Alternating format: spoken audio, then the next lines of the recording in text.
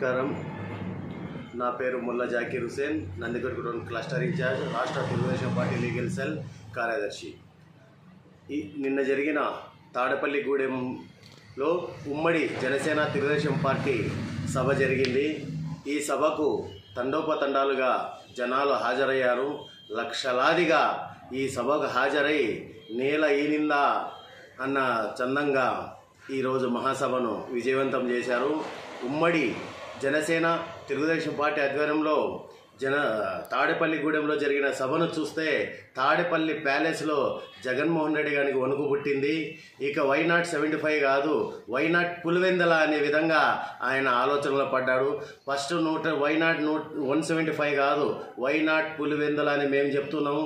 మొట్టమొదటిగా నువ్వు పులివెందల గెలుచుకో, ఆ తర్వాత రాష్ట్రంలో అసెంబ్లీ సీట్లు సాధించుకొని అధికారం చేపడదు, అది వేరే సంగతి.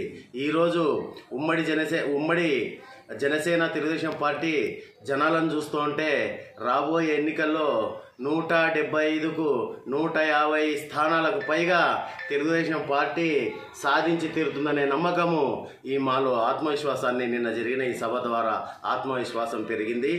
అదేవిధంగా ఈ ముఖ్యమంత్రి గారు పవన్ కళ్యాణ్ మీద పదే పసలేని ఆరోపణలు చేస్తున్నారు. రెండో పెళ్ళి, మూడో పెళ్ళి అంటూ.